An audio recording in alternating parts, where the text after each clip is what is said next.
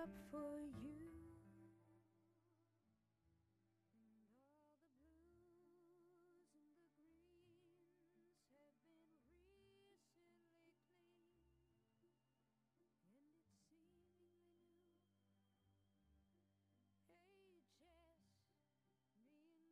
unaware. Jessie,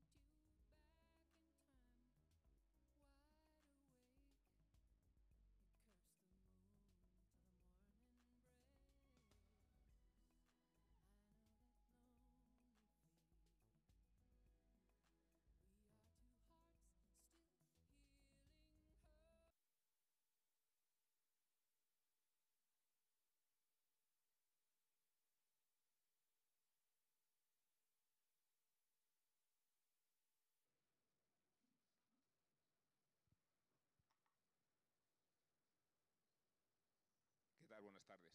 Gracias por su presencia. Gracias a Álvaro Vargas Llosa y Juan Luis Cebrián por compartir con nosotros esta conversación que vamos a mantener durante 1 hora y 20, me han dicho, porque luego hay otra charla y porque luego viene el momento definitivo de esta cumbre periodística o literaria, que es el premio al que aspiran 6 autores que he visto muy nerviosos, y lo podemos entender. Ya saben que vamos a hablar de información y de outsiders. Se utiliza este anglicismo que es perfecto porque de esta forma no hay... Creo que nuestro principal objetivo va a ser definirlo, y que sea un anglicismo nos conviene para no entrar en mucho detalle, porque si por outsider entendemos lo que está fuera de lo normal del sistema, en realidad lo que estamos observando de nuestro panorama mediático es que el sistema está fuera del sistema. Y me refiero a las tentaciones, vamos a decir, autoritarias de ciertas democracias, donde se han venido por designar 2 enemigos que tendrían que ser simplemente 2 contrapoderes. Me refiero a los jueces y me refiero a los periodistas. Y hasta qué punto los ámbitos de escrutinio de los gobernantes están siendo desprestigiados por el ataque a la separación de poderes y por la debilidad de la prensa. Y por debilidad entiendo, ahora lo discutimos si queréis, entiendo la falta de autonomía casi pecuniaria económica, de manera que los compromisos que se adquieren con las administraciones o con los anunciantes han llevado a los medios a una situación casi de sometimiento o de sumisión y a un mapa mediático modificado por los medios no convencionales que cada vez tienen más pujanza y cada vez son más difíciles de homologar respecto al ámbito por el que circulan las noticias. Se me ocurre el caso del fenómeno Alvise, este líder ultraderechista al que nadie vio llegar y que se presentó en las elecciones europeas con casi 1 millón de votos a través de una campaña no convencional que había sido promovida por un medio no convencional como Telegram. Y de esta forma y con imitaciones parecidas, ¿hasta qué punto las convenciones informativas de las que todos hemos formado parte generacionalmente, la prensa escrita, la televisión y la radio, están siendo subordinadas no solo por nuevas tecnologías, sino por figuras, campañas, donde es muy difícil diferenciar ya la verdad de la mentira, el hecho alternativo del hecho probado? Y les ponía antes como ejemplo a ellos dos, este vídeo que ha circulado de Javier Milei en la vigilia de las elecciones legislativas argentinas, un vídeo en el que Milei termina diciendo tu discapacitado es tu problema, anunciando la falta de recursos programática respecto a las personas que tengan hijos en situación de discapacitación. Se ha venido a saber que el vídeo es fake, se ha necesitado bastante tiempo para conseguirlo, pero también sabemos que ese vídeo se abastece de contenidos reales. Luego, cuando vemos una noticia como la de Pedro Sánchez anunciando el cambio de hora, no nos terminábamos de creer que fuera verdad hasta que lo terminó siendo. Entonces,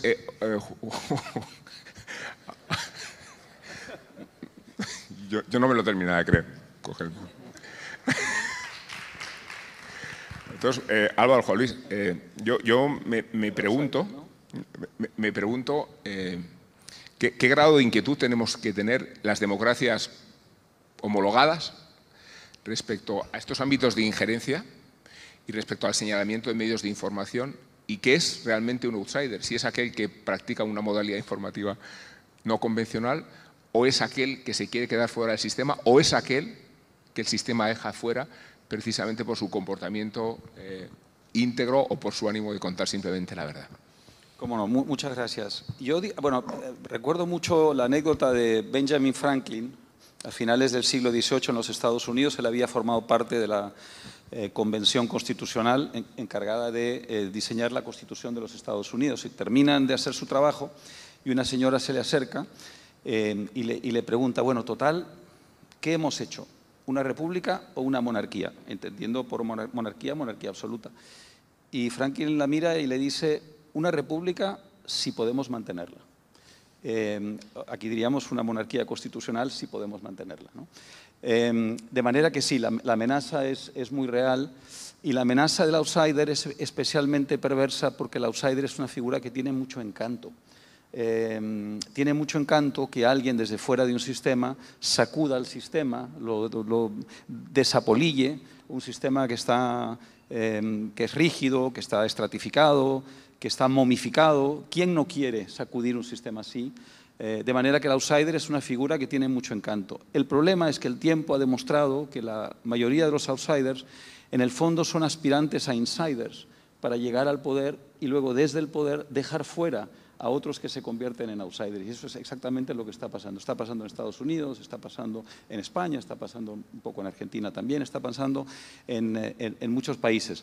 De manera que yo creo que hay que volver a esto que es tan aburrido y que es tan aparentemente conservador, que es no olvidar que todas nuestras ansias libertarias, de cambio, de renovación, de desapolillamiento del sistema, deben pasar por preservar las instituciones democráticas, la separación de poderes, estas cosas tan importantes que se inventaron hace muchos siglos y que están hoy en peligro.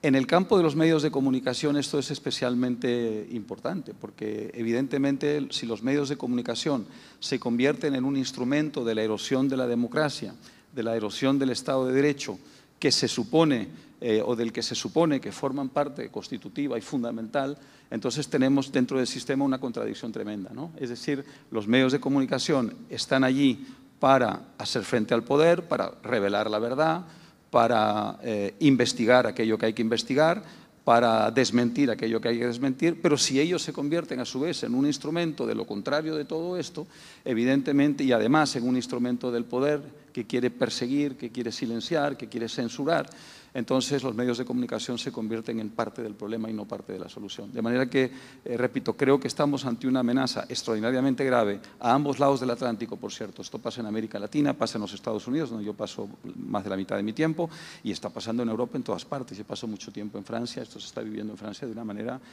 muy impresionante, ¿no? Así que creo que hoy lo revolucionario, lo libertario, es preservar y defender en cierta forma el inside que están tratando de convertir en un outside. Es decir, tenemos que tener mucho cuidado con aquellas figuras que desde la condición de outsiders, en el fondo, como digo, a lo que aspiran es a entronizarse en el poder para crear ellos un sistema cerrado que deje fuera, en condición de outsiders, a aquellos que les incomodan, ¿no? Bueno, yo estoy completamente de acuerdo con lo que dice Álvaro, pero yo iría un poco más lejos, porque estamos ante un cambio de civilización producido por un invento tecnológico. Ya sucedió cuando se inventó la imprenta, ya sucedió cuando se inventó la máquina de vapor. Y la democracia, aparte de ser muy endeble, es muy joven. No hace ni 100 años que la democracia que conocemos existe. Hace 100 años en ningún país del mundo votaban las mujeres. Y en Suiza, en el cantón de Vaud, las mujeres empezaron a votar en los años 60 del siglo pasado, porque como era un sistema de referéndum, eran los hombres los que votaban, si podían votar las mujeres, y hasta los años 60 no se logró, ¿no? Entonces, en primer lugar, los cambios de civilización producen desórdenes tremendos. Cuando se inventó la imprenta, gran invento, además un progreso formidable, pues inmediatamente lo que hicieron los poderes públicos fue establecer la censura, quemar libros, quemaron libros y autores de libros por todas partes. Felipe II fue un gran quemador de libros, por ejemplo, ¿no? Y pasaron prácticamente 3 siglos, bueno, hubo las guerras de religión, porque la Biblia se podía interpretar no por los monjes, sino por las familias. Duraron más de un siglo y además con muchos cientos de miles de muertos. Y pasaron casi 3 siglos hasta que la Ilustración pudo poner orden en todo aquello, y son las ideas de la Ilustración las que dan paso a la democracia liberal, ¿no? Entonces tenemos un problema. Primero, estamos empezando con este cambio de civilización. Segundo, vamos a ser 9.000 millones de habitantes en la Tierra. Después de que acabó la Segunda Guerra Mundial, éramos 2.400 millones. Digo éramos porque a mí me tocó nacer cuando acabó la Segunda Guerra Mundial. Y este cambio tecnológico primero es global, y global es completamente global, y va a una velocidad inmediata, ¿no? Por lo tanto, la prensa formaba parte del sistema. La prensa era el cuarto estamento de la Revolución Francesa. Y Jefferson, antes de ser presidente de los Estados Unidos, dijo: como nuestro país tiene un régimen basado en la opinión pública, entre tener un gobierno sin periódicos o tener periódicos sin gobierno, me quedo con esto último. Esto lo dijo antes de ser presidente. En cuanto fue presidente ya se dedicó a tratar de que los periódicos no dijeran nada. Pero claro, estamos ante un sistema muy endeble y además con muchos enemigos dentro del sistema. La libertad de expresión no es un derecho de los periodistas ni de los medios de comunicación, es un derecho de los ciudadanos.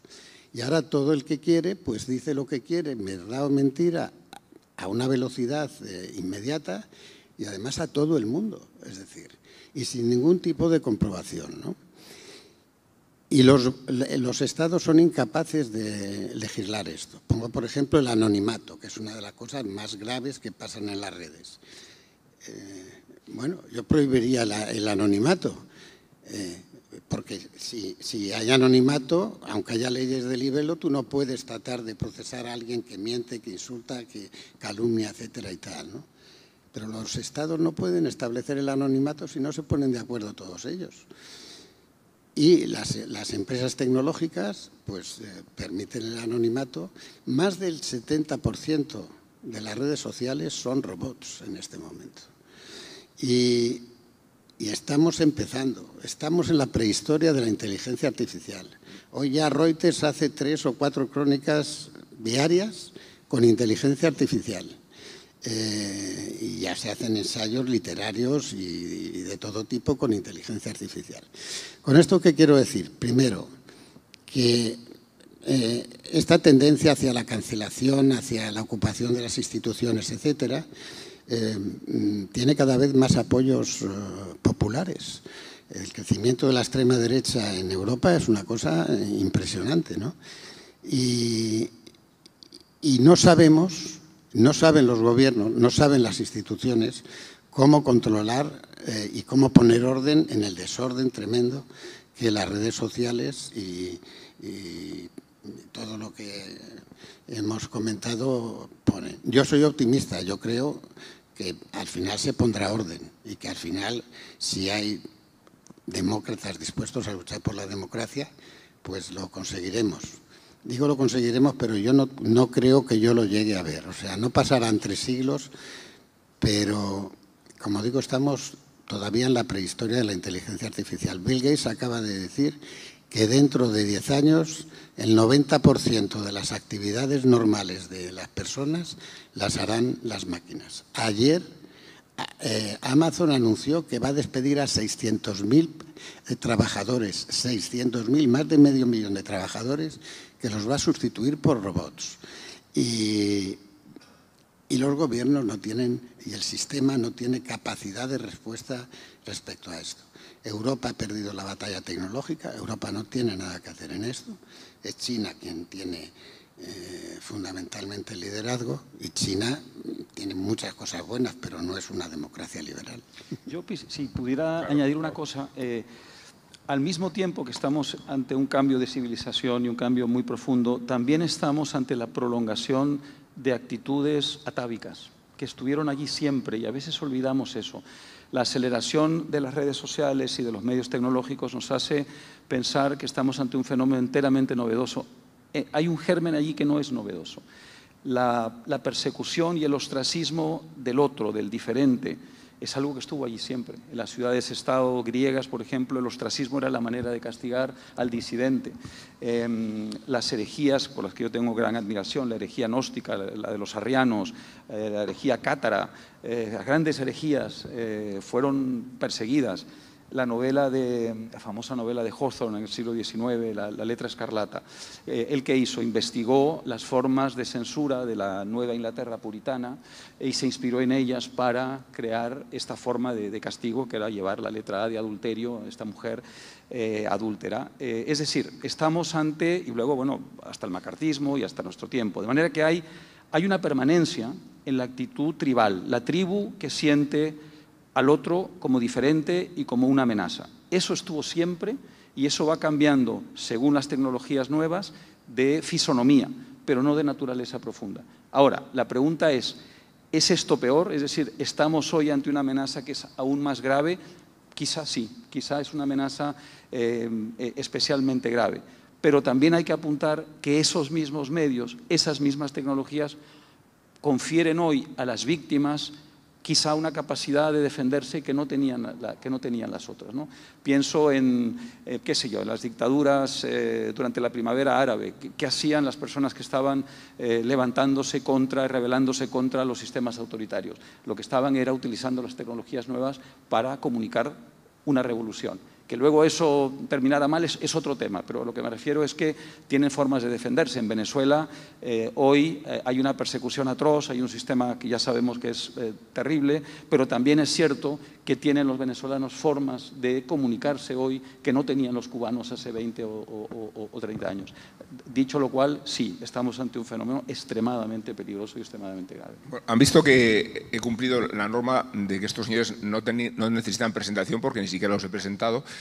Ese cliché que se utiliza cuando cuando las figuras son suficientemente conocidas y están suficientemente consolidadas. Y sí quiero plantear a todos ustedes, a vosotros dos, quiero plantearos el caso Alandete, por lo que significa el hecho de que un periodista en territorio outsider, como es la Casa Blanca de Trump, donde va a desaparecer hasta el ala oeste, yo creo que tiene la... El ala este. Podría desaparecer a la otra también. Es la residencia particular. La oeste es donde se hacen las guerras. Sí. Bueno, plantea una pregunta tan provocadora como decir a un presidente americano qué piensa de la implicación de España en el presupuesto de la OTAN y su grado de, si va a subir o no de ese 2%. Lo digo porque a partir de ese momento la ministra de Defensa española lo tacha de antipatriota y surge una campaña de señalamiento particular que se resuelve en diferentes planos, el acoso a un periodista y la comunidad periodista ajustando las cuentas con ese periodista en lugar de preguntándose si aquí lo que está en juego es la dignidad de un periodista para hacer una pregunta como esa en un espacio tan convencional como ese, ¿no? Este episodio ¿nos parece la alegoría perfecta de la situación en que nos encontramos respecto a la presión yo creo de su que gestión? tiene mucho que ver con lo que ha dicho Álvaro del regreso a la tribu, ¿no? Y de las políticas identitarias, ¿no? Hay que decir que las dos guerras mundiales en Europa tuvieron como base los nacionalismos lingüísticos identitarios, que es otra forma de tribu que estamos viviendo también ahora en España, incluso a niveles de las polémicas entre el Instituto Cervantes y la Real Academia, ¿no? Sí, luego te quería preguntar. Pero... Entonces, claro, atacar a un periodista porque haga preguntas es una de las cosas más notables. Pero lo más notable es que ha habido periodistas que han insistido en eso. Además, un periodista no tiene que... Ser patriota es una cosa discutible, ¿no? Y nosotros decíamos, patriotismo sí, pero constitucional. Es decir, porque cualquier otro tipo de patriotismo, pues Mussolini era un patriota, según él, y tantos otros, Franco era un patriota, es decir, o sea, cuidado con los patriotas, ¿no? Es decir, pero eso pone de relieve, vuelvo a decir, como el pensamiento woke, etcétera y tal, las tribus identitarias de cualquier tipo de identidad, pues generan rechazo respecto a las otras tribus, ¿no? Y por eso yo creo que estamos en un momento muy delicado, muy difícil. Decías la OTAN europea, solo la europea, va a invertir en estos 5 años, ya ha pasado casi uno, 700.000 millones de euros en rearmarse, de los cuales 200.000 millones los va a invertir Alemania. Alemania hace 5 años tenía prohibido rearmarse. Entonces, estamos en una deriva muy compleja. Hay una guerra en el corazón de Europa desde hace casi 4 años ya, con cientos de miles de muertos, y prácticamente es algo de lo que no se habla, ¿no? Pues está ahí, ¿no? El problema es Putin y no sé qué. Y hay que decir que todas las guerras que ha habido en Europa y en el mundo, las guerras mundiales han comenzado todas en el corazón de Europa y han tenido que ver todas con el nacionalismo identitario. Por eso es muy importante lo que ha dicho Álvaro respecto a las tribus, que esas han existido siempre. Yo creo que en el fondo hay miedo, y esto es muy peligroso en política y en líneas generales como actitud social. Es extremadamente peligroso, es legítimo, todos tenemos miedo, todos tenemos desconcierto, ¿no? Si tú eras un trabajador en Michigan, cuyos bisabuelos y abuelos y padres trabajaron en la industria automotriz y de pronto la globalización se llevó esa industria a otro lado y a ti te toca reinventarte, aunque a ti te convenzan, como dicho sea de paso, es el caso que vas a conseguir un trabajo en otra industria y que no te vas a quedar desempleado, pero que esto va a requerir una adaptación que no es una adaptación laboral, sino una adaptación cultural, vas a tener miedo y te vas a aferrar a ¿qué? A aquel o aquella que defienda lo que tú crees que está en peligro, que es tu identidad, y entonces te aferras a alguien como Trump porque defiende tu identidad. Y ese es un sentimiento profundamente tribal que nace exclusivamente del miedo y del desconcierto. Es un sentimiento muy peligroso para basar una construcción política. La identidad digamos, colectiva, es una trampa, lo que no quiere decir que no tengamos en una comunidad cosas en común y que no podamos respetar instituciones en común y no podamos respetar un pasado en común. Lejos de mí sugerir eso, pero cuando la identidad es una cosa estática, hierática, cuando es una cosa que no cambia, que no muta, que no se adapta, que no es plural, se vuelve una forma de violencia, de petrificada, y luego pasa a ser una violencia activa. Y entonces esto es lo que está pasando en muchos lugares. Yo recorrí, siempre cuento esta anécdota, en la primera elección de Trump yo hice un recorrido por el sur profundo, el Deep South, que conocía poco, conocía bien el resto del país, pero recorrer estados como, en fin, Alabama, Luisiana, me parecía una cosa muy, muy fascinante. Y yo recuerdo haber llegado a New Orleans, a Nueva Orleans, poco antes de las elecciones de Estados Unidos. Repito, la primera vez que ganó Trump, ¿no? Trump acababa de decir cosas sobre los hispanos terriblemente duras, terriblemente ofensivas, ¿no? Y una de mis sorpresas, y también sobre las mujeres, y una de mis sorpresas fue que en todos esos estados del sur profundo el apoyo mayor lo tenía Trump entre las mujeres y entre los hispanos. Y eso me recordó a su vez una anécdota. Muchos años antes en la Florida yo dirigía las páginas editoriales del Miami Herald, el periódico en el sur de la Florida, y lo primero que hice cuando asumí el cargo fue mandar a hacer una gran encuesta, no para publicar, sino para conocer bien la comunidad. Era una comunidad compleja, ya no era una comunidad estrictamente cubana, había muchas otras, incluso una comunidad española, y quería saber un poco, en fin, ese puzzle complejo, entenderlo mejor. Y mi sorpresa fue increíble cuando recibí la encuesta y vi que los principales interesados en que no hubiera más inmigrantes eran los propios hispanos, los propios inmigrantes. Otra vez, un tema identitario, un tema tribal. Los que tenían los derechos garantizados. Por claro, otro lado, ¿no? Claro. Yo una vez que tengo los derechos, yo ya no quiero que vea a alguien detrás porque los pone en peligro, ¿no? Este sentido de la identidad a mí me parece extraordinariamente peligroso. Pero me gustaría que os refirierais con más detalle al episodio que os he contado, porque aludo aquí a la intimidación que se puede ejercer, primero, sobre un periodista que trabaja en un espacio hostil, hasta el extremo de que los corresponsales de la Casa Blanca se han marchado con sus cosas, incluidos los de la Fox, por el hábitat tóxico en el que se desenvuelve la comunicación de la Casa Blanca.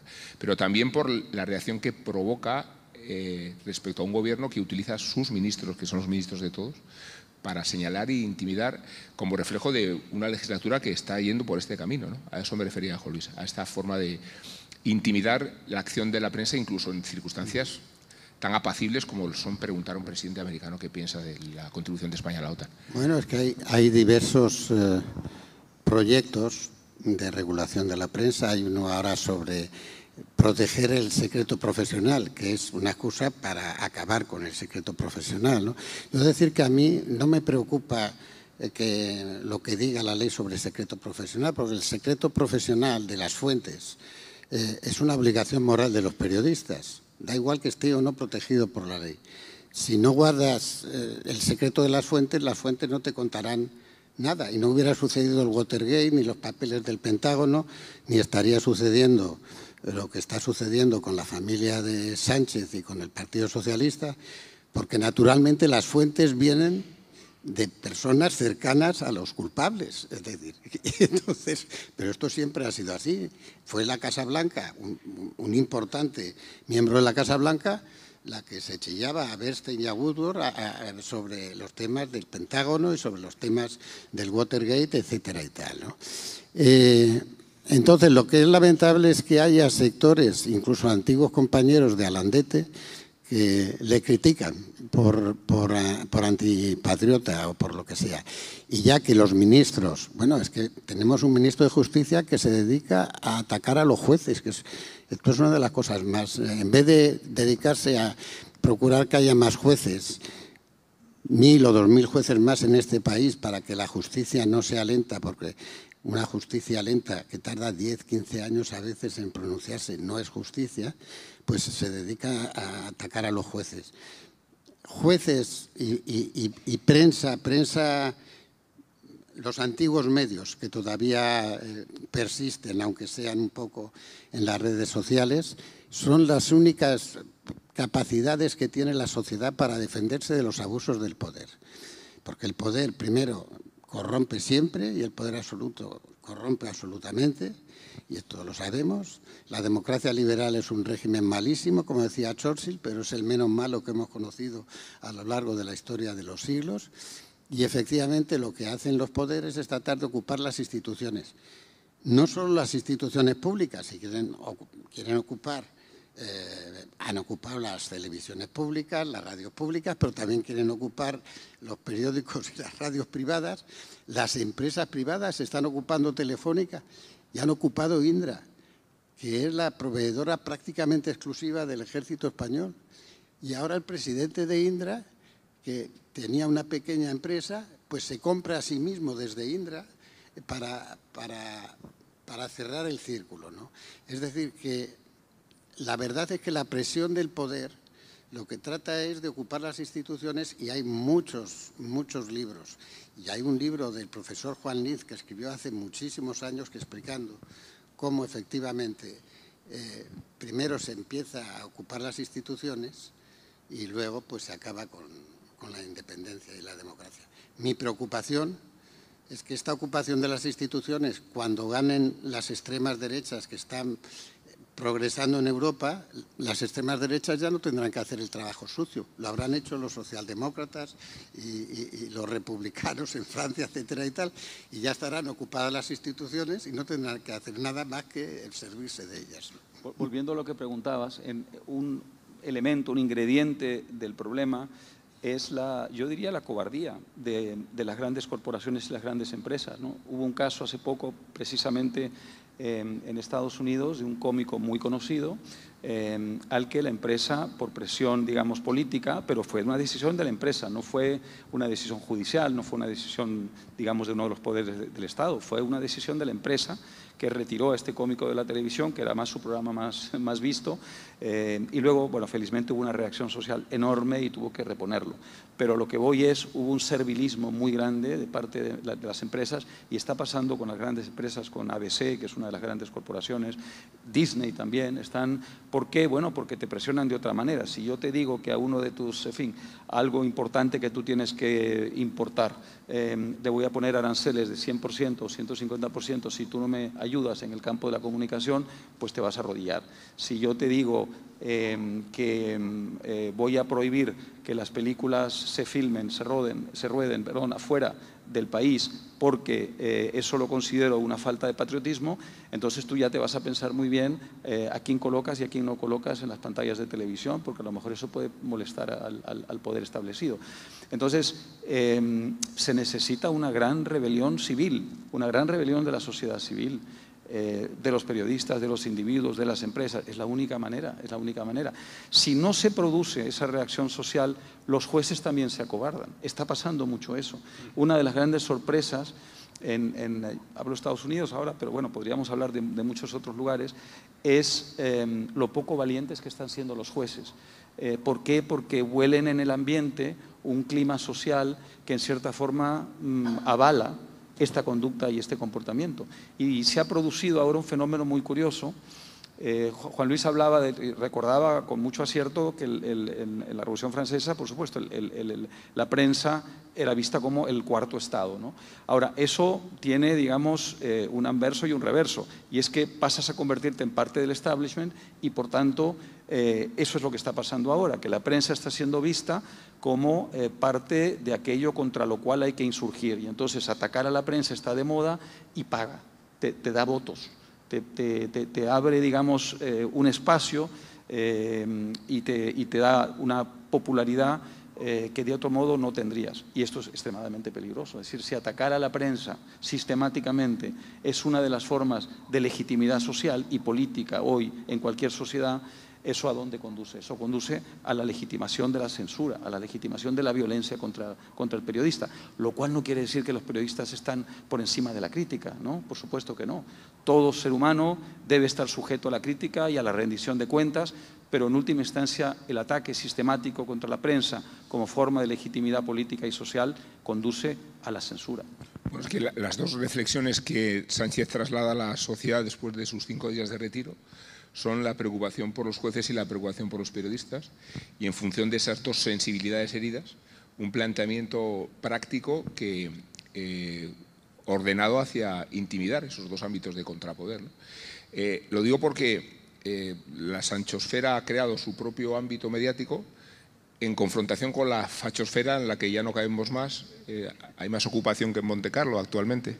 Se han sumado medios tan insólitos como el Financial Times, por cierto, ¿no? Que entró, de los últimos que ha entrado. La BBC ha entrado también. No cabemos, estamos muy apretados.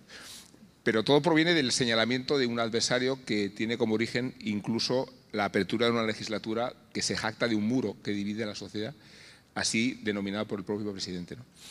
Lo digo claro porque nos reímos mucho de la fachosfera, pero ha adquirido una dimensión que, en mi opinión, delimita perfectamente cuál es la posición del Gobierno respecto a los medios de comunicación, ¿no? Bueno, en primer lugar, todo lo que estamos viendo de corrupción del PSOE, hay que decir que la corrupción es sistémica en el actual régimen democrático español.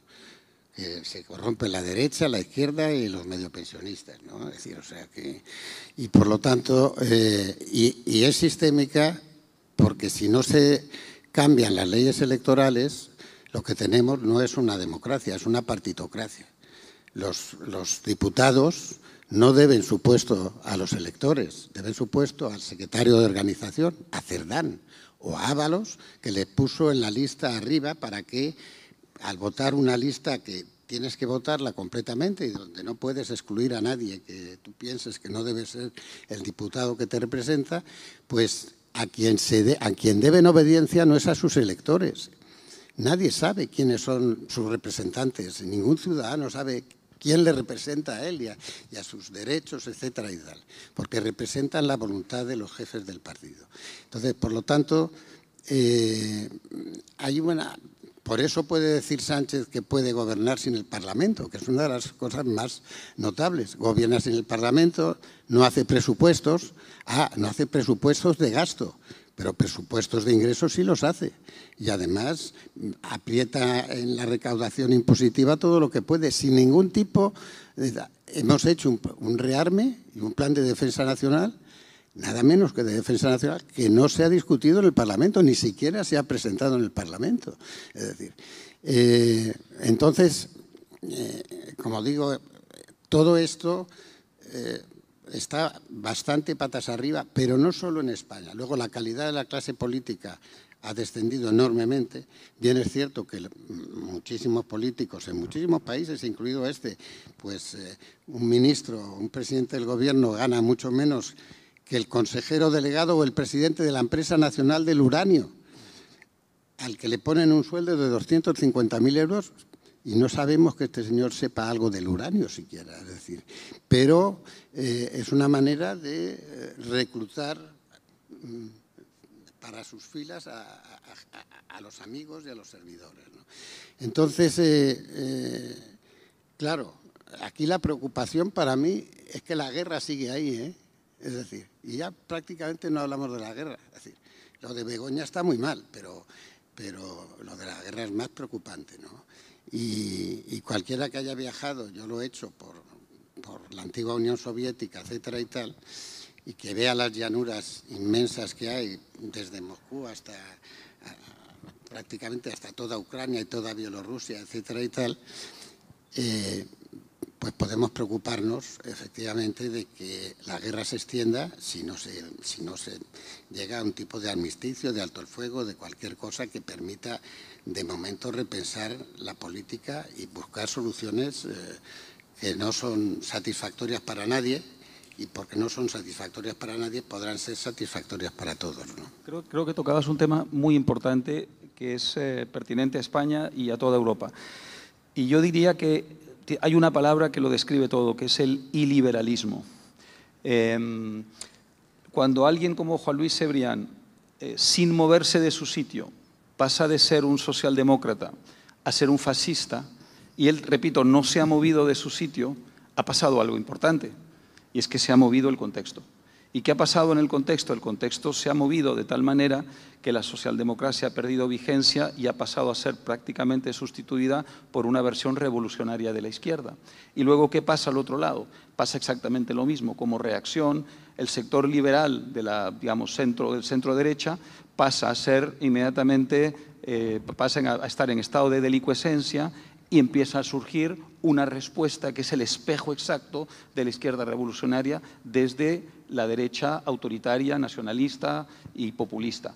Y eso está pasando en España y está pasando en Europa en general, y se está olvidando aquí que se habían resuelto grandes debates ideológicos hace mucho tiempo y vamos a tener que volver a resolverlos. Por ejemplo, la socialdemocracia alemana, el socialismo alemán vivió un gran debate a comienzos del siglo XX, finales del siglo XIX, comienzos del siglo XX, entre revolucionarios y moderados, con Rosa Luxemburgo, con Kautsky, con Liebknecht.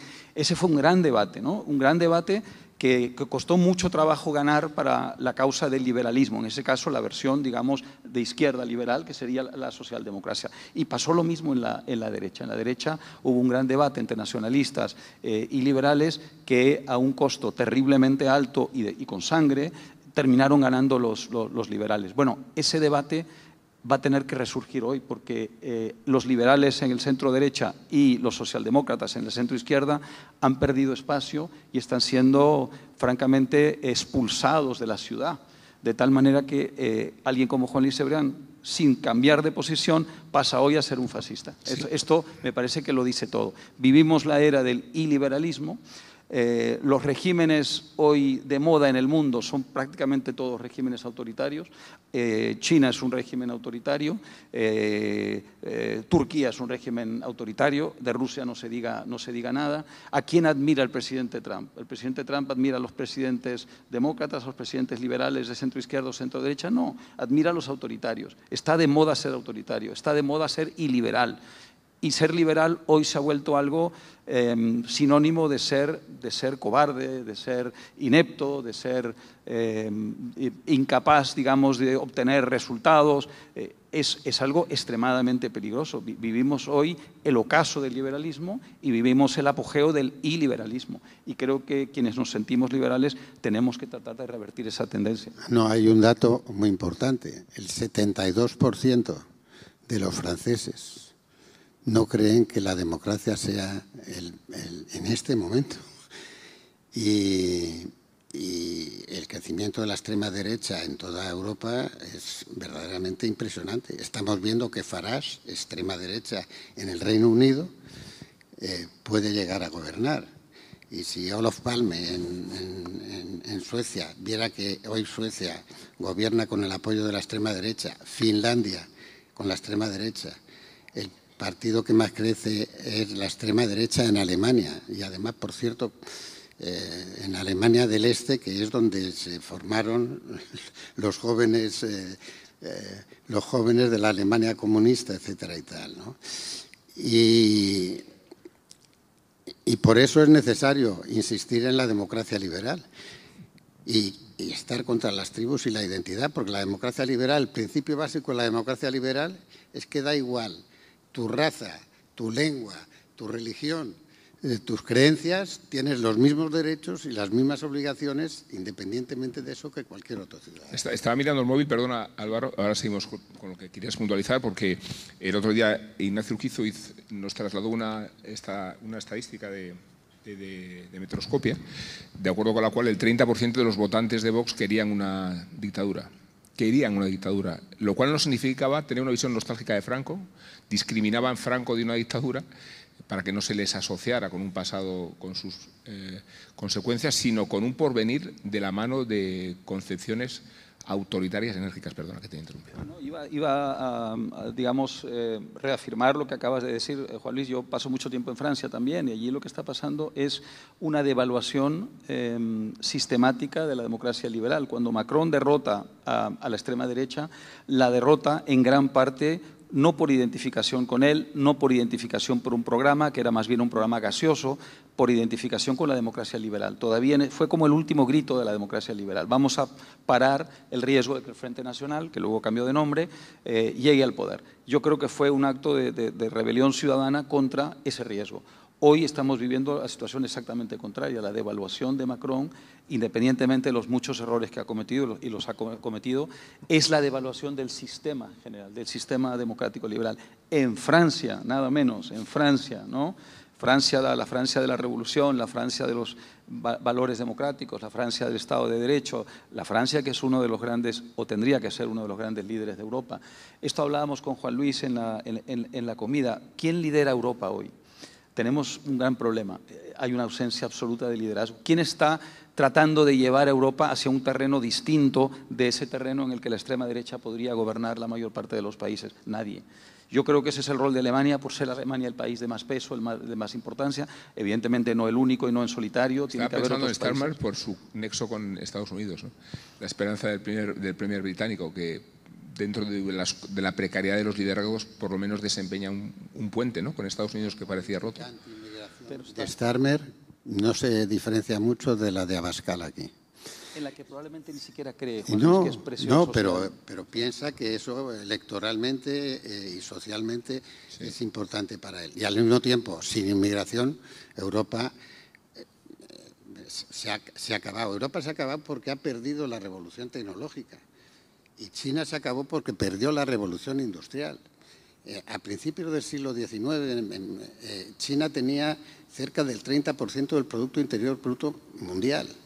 A mediados del siglo XX tenía apenas el 3 o el 4%.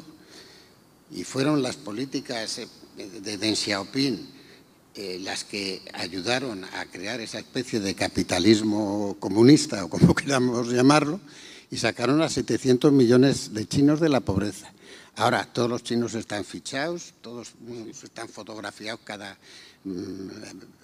paso que dan por la calle, y hay 100 millones de chinos, miembros del Partido Comunista, que son los que en realidad controlan a los otros 1.300 millones de chinos que existen. Yo descubrí que el líder de los jóvenes del Partido Comunista tiene 58 años. También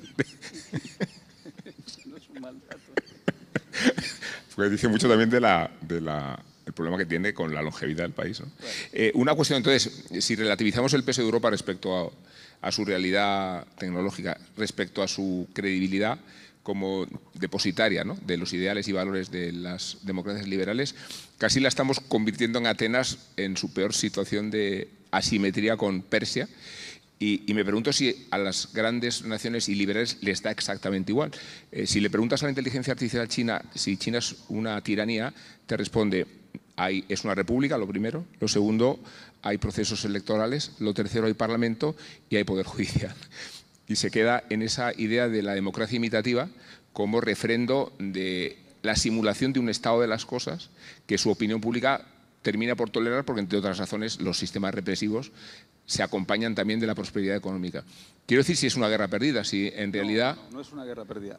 A ver, ¿a qué es lo que más se parece nuestra época?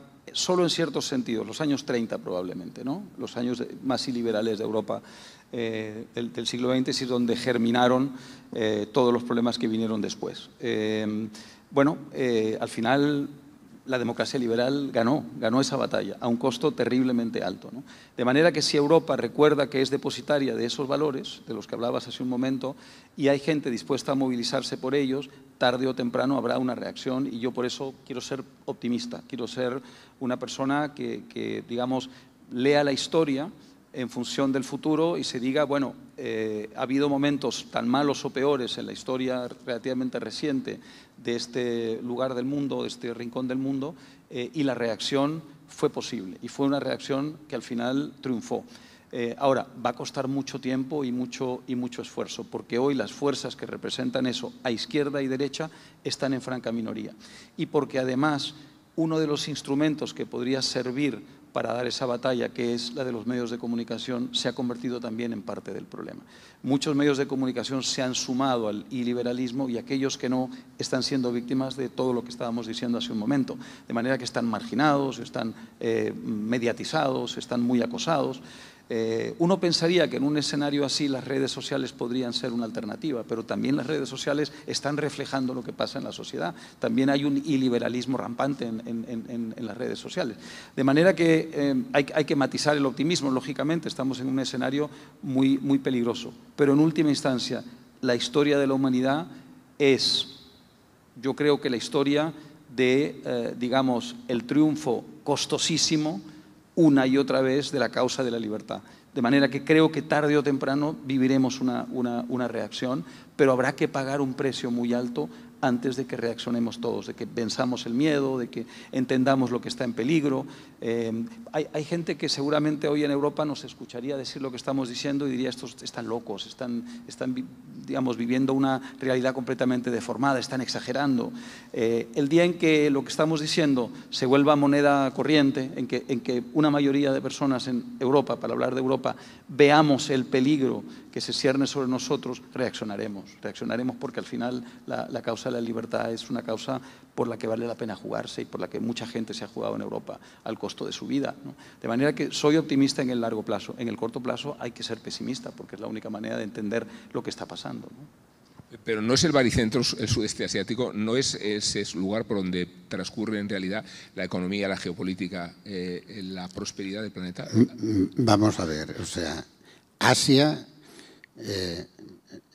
solo entre China e India, que India es una democracia sui generis, donde todavía en algunos lugares las vacas tienen más derechos que determinadas gentes, ¿no? Pues el 40% de la población, el 40% de la riqueza mundial y el liderazgo tecnológico está en Asia. Si miras lo que pasa hoy todavía con las patentes de la inteligencia artificial generativa. La inteligencia artificial generativa es aquella en la que las máquinas producen por sí mismas inventos.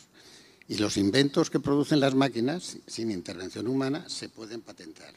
Bueno, el país que tiene más patentes, según cifras de las Naciones Unidas de finales del año pasado, más patentes de inventos de las máquinas, de la inteligencia artificial generativa, es China, con 38.000 patentes.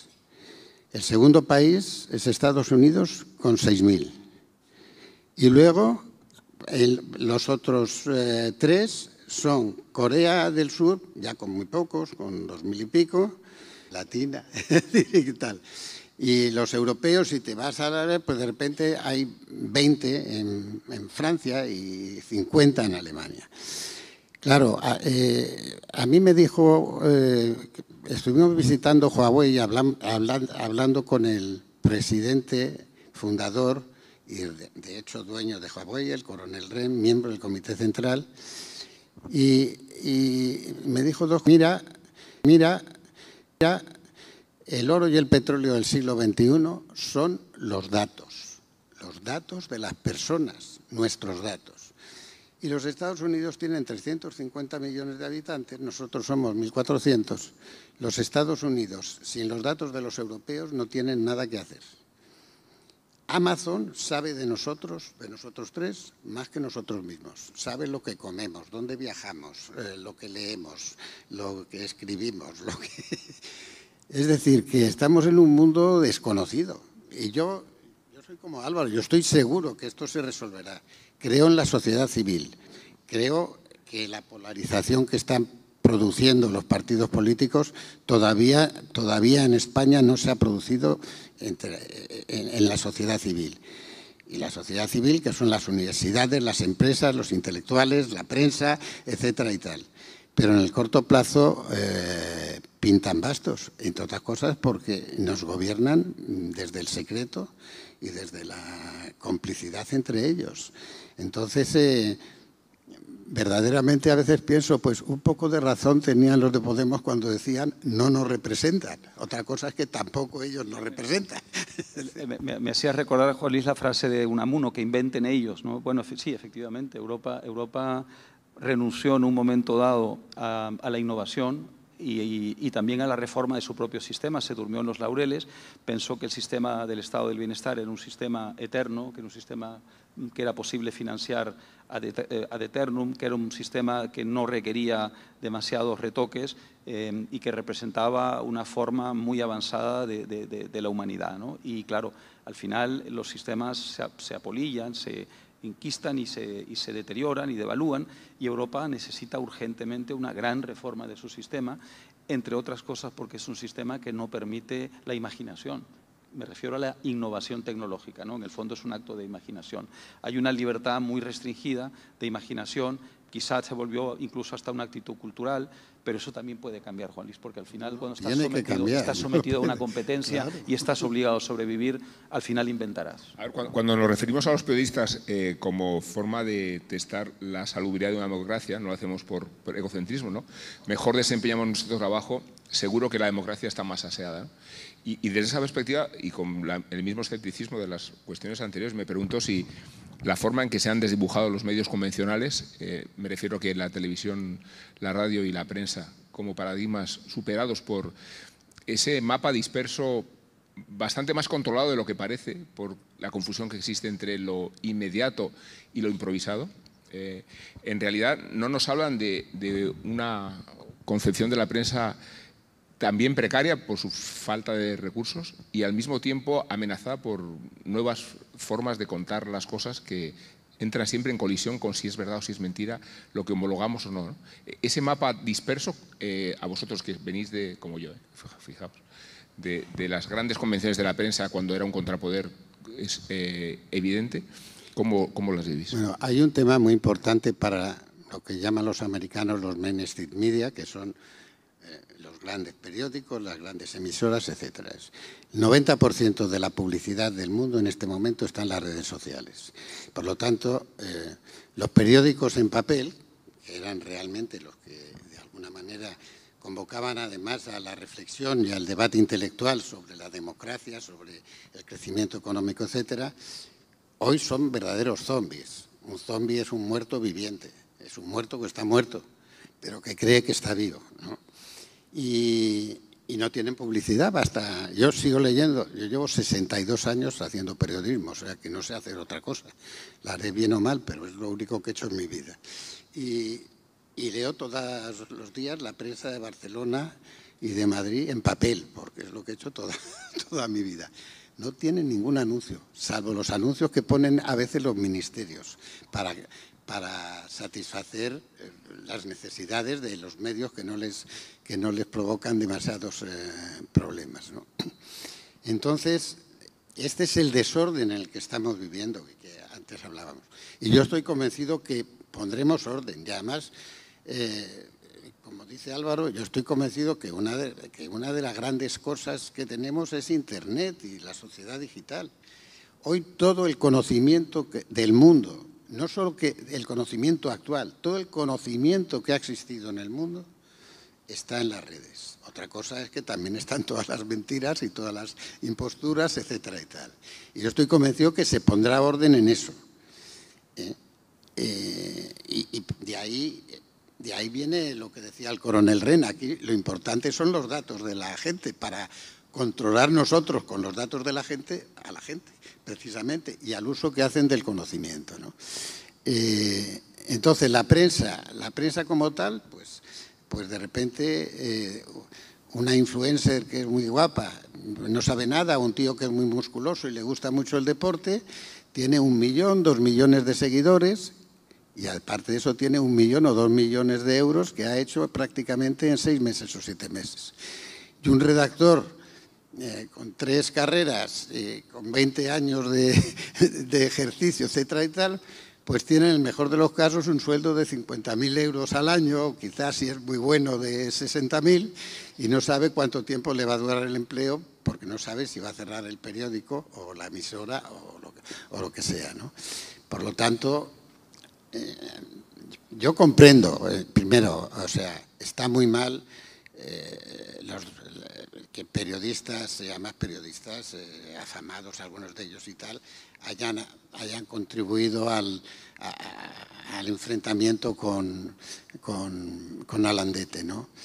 Pero yo comprendo también que hay muchos más periodistas, mucha más gente trabajando para los gobiernos, para las empresas, para los clubes de fútbol, no importa para qué, dedicados a que no se publiquen noticias malas de esas empresas o esos ministerios, etcétera y tal, y a que se publiquen noticias buenas que ellos propagan, que periodistas dedicados a publicar lo que alguien no quiere que se publique por alguna razón normalmente inconfesable. Y los primeros enemigos de la libertad de prensa son los gobiernos, también los gobiernos democráticos. Y esto, siendo yo presidente del Instituto Internacional de Prensa, con Lord MacGregor of Darrington, que era el encargado del Parlamento británico para hacer un estudio sobre los tabloides de papel, ahora son los tabloides digitales, los que dice Sánchez. Pues después de mucho investigar, 60 compañías de medios pues con el New York Times, la conclusión de la Comisión Británica fue que los mayores mentirosos y los mayores enemigos de la libertad de expresión en los países democráticos eran los gobiernos en ejercicio, porque el poder pues y enarbolan todo tipo de razones, el patriotismo muchas veces, como en el caso de al periodismo le ha ocurrido una cosa tremenda, y es que en el momento de mayor peligro y por tanto en el momento de mayor necesidad por parte de la sociedad de que esos medios cumplan una función de contrapoder, le toca una revolución tecnológica que la obliga a buscar un nuevo modelo de negocio que le ha tardado mucho a encontrar y que todavía no ha encontrado del todo. Yo recuerdo el director del New York Times, por ejemplo, me contaba hace no muchos años, hablando de la versión digital del periódico, lo siguiente. Él decía, nuestra edición digital se lee 5 veces más que la edición impresa, pero lo que generamos en publicidad, en dinero por publicidad, es 10 veces menos. De manera que tenemos un problema. Tenemos muchos más lectores y mucho menos dinero. El Washington Post, yo tuve una columna allí durante muchos años con la gente del Washington Post. Bezos la compró por $1. La cifra que se publicó en realidad es engañosa porque compró junto con eso otras cosas que tenía la compañía que valían más. Pero valoraron el Washington Post, el periódico, en $1. En $1. Una cosa terrible. El periódico de los papeles del Pentágono, el periódico que se cargó a Nixon. Así que, ¿qué pasa? Que en el momento en que se produce la debacle, digamos, del periódico tradicional, es cuando se produce la mayor necesidad por digamos, el triunfo del iliberalismo en el contexto actual, la mayor necesidad de que esos periódicos jueguen un rol, ¿no? Esto va cambiando, van encontrando su modelo de negocio, hay medios digitales, hablábamos de uno en particular ahora a la hora de la comida, que entiendo que este año va a recuperar su dinero, va a llegar al break-even, es decir, estamos empezando a encontrar un modelo, pero digamos, mientras no lo encuentren y no sean exitosos y no se puedan sostener, es mucho más difícil ser independientes, ¿no? Y es mucho más difícil cumplir tu rol de contrapoder. Pero fíjate lo que has dicho. El otro día, bueno, hace un par de meses, bueno, en primer lugar, el New York Times ahora está haciendo online una gran inversión en juegos, todo tipo de juegos. Ya antes hizo una gran inversión en gastronomía y en recetas gastronómicas y tal. Pero el otro día vi que un periódico español muy relevante que estaba anunciando que se podía suscribir uno a él por €1 al mes, además de suscribirte por €1 al mes a ese periódico tan relevante, casi todos los periódicos relevantes te puedes suscribir hoy por €1 al mes, ofrecían gratis una suscripción anual del New York Times online. Es decir, yo decía, pensar que el New York Times es un regalo que te hace un periódico español, pone de relieve... Oye, lo peor es que nadie lo quiere. ¿Te acuerdas que era una sociedad entre... A mí que me da. A mí déjame en paz el New York Times. Ha desaparecido. Claro. Pero entonces yo, de verdad, yo admiro vuestro optimismo, pero no sé de dónde viene. Yo no soy tan optimista como Álvaro, ¿eh? No, estoy pensando a 100 años plazo. Bueno, lo digo porque yo tengo un hijo que estudia periodismo, está en cuarto, y su carrera se va quedando antigua según va avanzando los cursos, porque le ha sobresaltado el impacto de la inteligencia artificial. Empezó la carrera cuando era una posibilidad. Has hablado tú de la era prehistórica de la inteligencia artificial y tienes razón. pero aun siendo el pleistoceno de la inteligencia artificial, ha cambiado todos los paradigmas de la carrera que va a terminar dentro de un año, ¿no? Y creo que la alteración de los paradigmas cuestiona mucho nuestro papel en la sociedad y dónde asistimos para homologar la verdad o la mentira desde el momento en que los propios gobiernos tienen el predominio de los hechos alternativos, ¿no? Yo creo que a esto solo hay una solución y es el pluralismo, es la misma de siempre. Pero eso no es la precariedad distribuida, porque bueno, yo veo muchos más medios que nunca. Lo entiendo, pero ¿cuál es la alternativa? La alternativa del control, la censura. O sea, es verdad que es un dilema muy complejo, pero al final la verdad siempre ha sido hija del pluralismo. Es decir, siempre ha habido medios, siempre ha habido medios de comunicación, me refiero, que han deformado la realidad.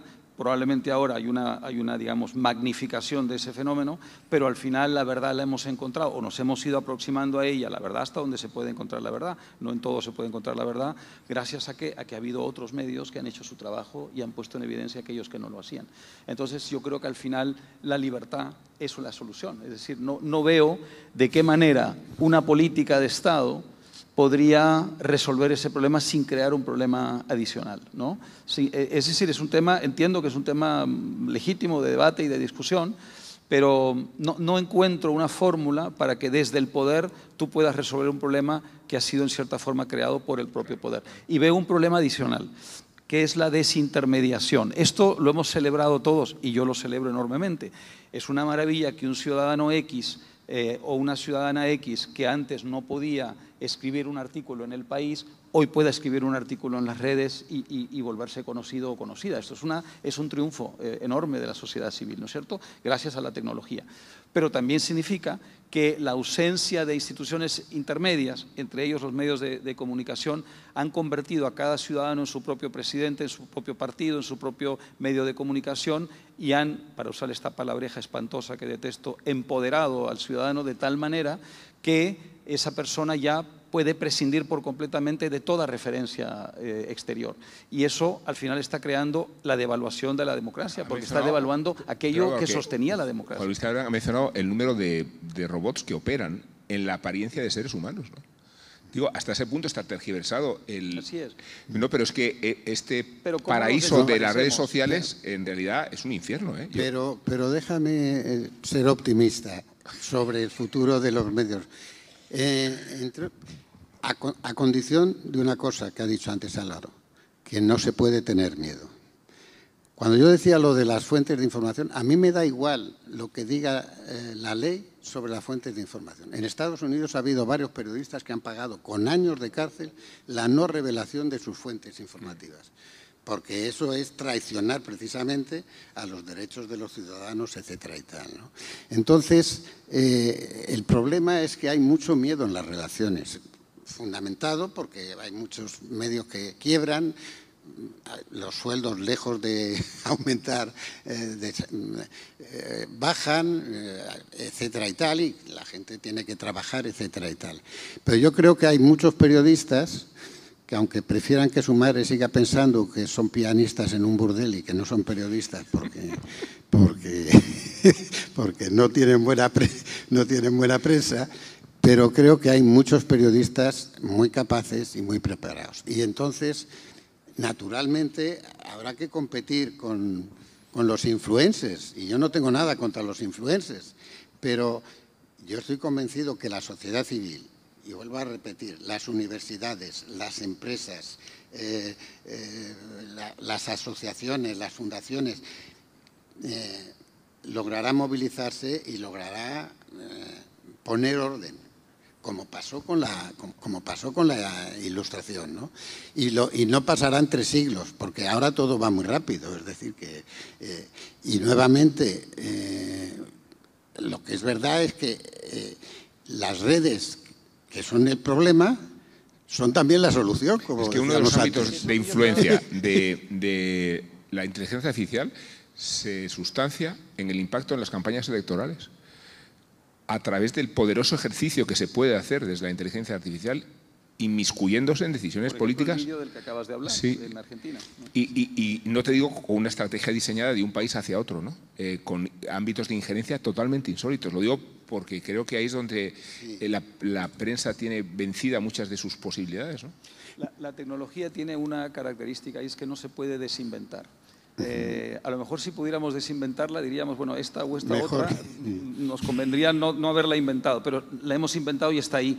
Sí. Entonces, al final la solución es que los buenos, entre comillas, los buenos la utilicen mejor que los malos. Es decir, si yo estoy en una campaña electoral y alguien pone un vídeo mío en el que todo es una deformación en base a inteligencia artificial, lo que tengo es que responder y utilizar los medios a mi alcance para imponer la verdad. Pero es que no es una batalla asimétrica. No. Es que No, claro que no lo es. Si una Es de las injusta. naciones que más petróleo tiene, China, digo el petróleo conceptual y metafórico a que te referías, Sí. ejerce una posición hegemónica. No, pero nosotros, es decir, una cosa que insisten los chinos, y yo he estado en reuniones con Zheng Binjiang, que era el jefe de la escuela del Partido Comunista, y hablando con Kissinger en un círculo más o menos abierto, les dijo, miren ustedes, vamos a trabajar porque haya armonía entre nosotros, pero no nos vengan a contar ustedes su cuento. Nosotros tenemos nuestro sistema desde hace 3000 y pico de años y ahora están recuperando a Confucio en serio, Sí. en serio. Pero el tema fundamental es tener una sociedad civil dispuesta a la lucha.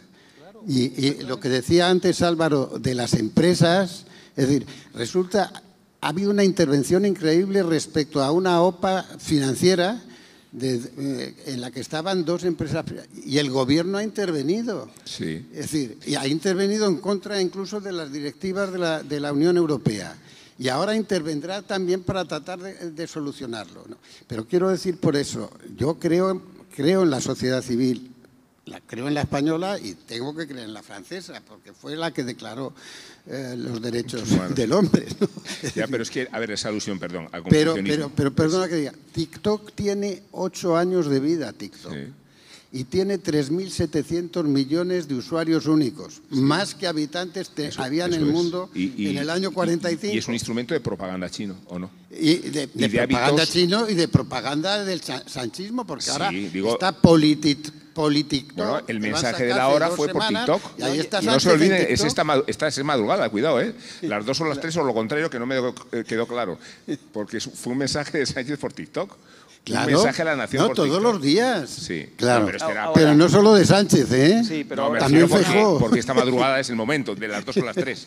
O al revés. A ver, China utiliza esos instrumentos para hacer propaganda, pero el régimen chino no es hijo de la tecnología. El régimen chino estaba allí y estaría allí sin esa tecnología también. En cambio, la democracia liberal tiene una ventaja y es que está en constante proceso de renovación y cuando ve peligros los enfrenta y los aborda. Hoy los estamos enfrentando, digamos, cobardemente porque hay miedo. Pero en última instancia, veamos la historia del último siglo y medio de Europa, cada vez que hubo amenazas muy oscuras, muy negras contra la democracia liberal, al final hubo una reacción. De manera que utilizar, digamos, el caso de China o el caso de algún país asiático No, a mí me autoritario preocupa es cierto hasta cierto punto, pero en última instancia el orden de los factores es distinto. Hoy puede que utilicen la tecnología en su favor, pero el sistema antecede a esa tecnología, no se debe a esa tecnología. ¿No te parece? La pregunta es si en Europa, por ejemplo, en la Europa liberal o en Estados Unidos, la tecnología es la que se va a cargar la democracia liberal. Yo no lo creo. Yo creo que lo que se carga la democracia liberal son factores anteriores a la tecnología. Son unos miedos tribales que están allí, que surgen en Pero determinados exacerbados por momentos. estos nuevos procedimientos Seguramente, de seguramente, divulgación, ¿no? no tengo ninguna duda, pero están al alcance de los otros también, de nosotros también, para pelear, para dar la batalla, ¿no? Es decir, utilicémoslos. Si nosotros, digamos, nos declaramos derrotados y decimos estos medios, al final contra ellos no podemos luchar, bueno, ganan ellos. Tenemos que reaccionar y tenemos que utilizarlos en nuestro favor. Porque ¿cuál es la alternativa a eso? No existe. No existe. No, más que no exista es aceptar las cosas como están, ¿no? Fíjate, Jolis, mencionabas el confucianismo, que claro que se ha divulgado en estos tiempos de culto extremo a Xi Jinping, porque lo que se trata es trasladar a la sociedad que tienes que aceptar el rol social que te ha correspondido con el orgullo, independientemente de cuál sea tu escala, ¿no?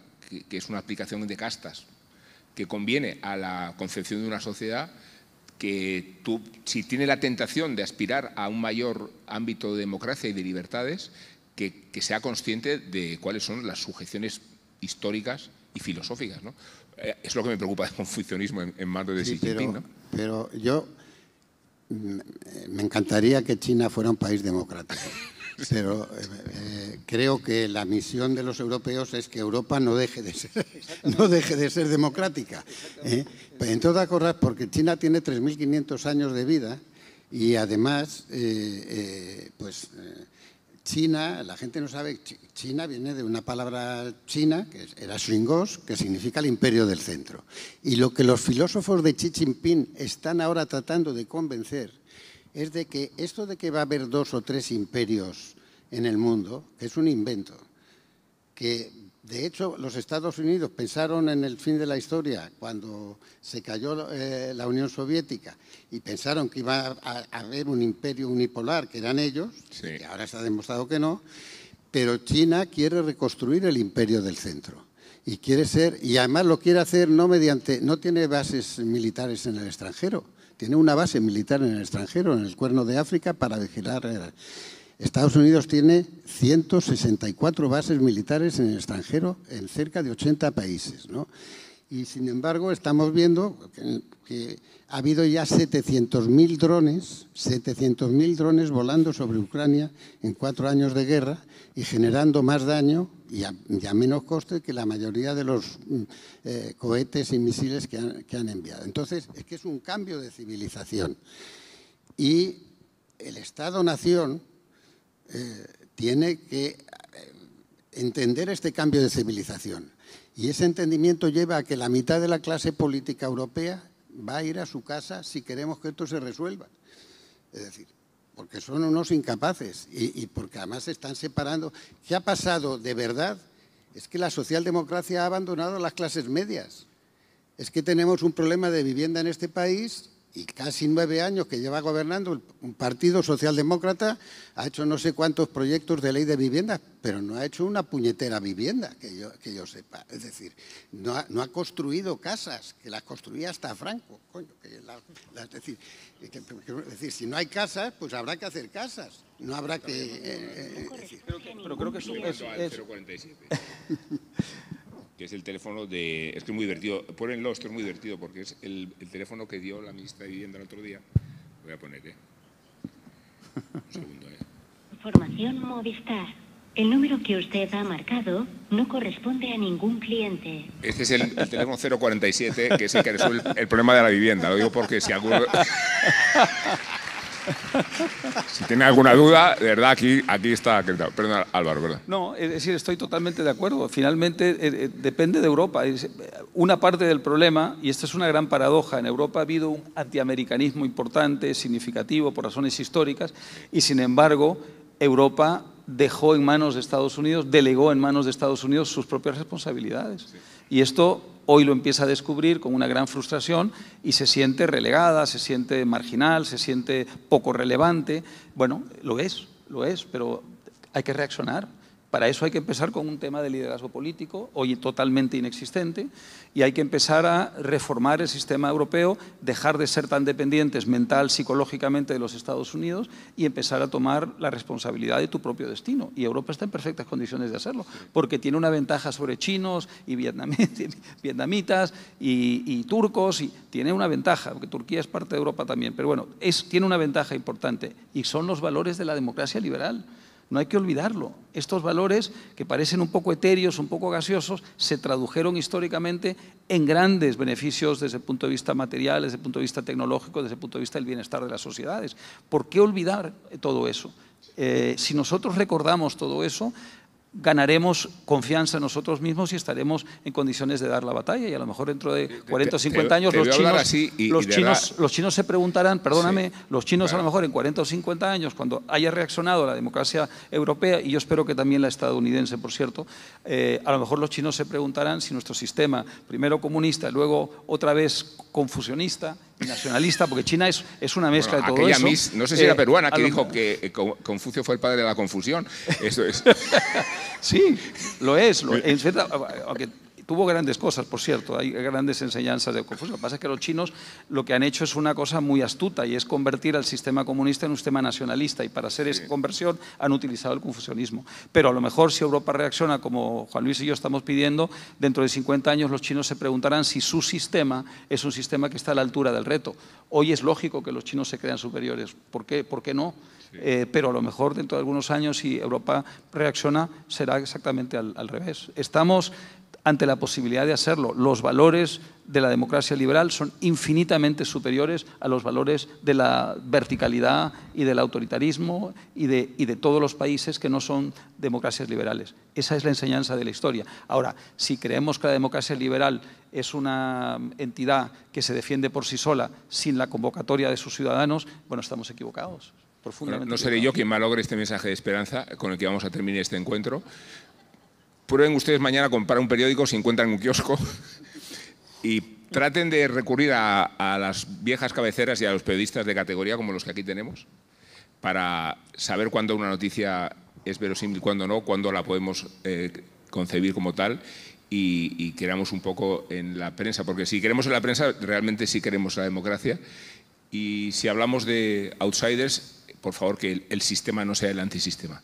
Gracias a los presidentes. Juan Luis, Álvaro, gracias por estar aquí.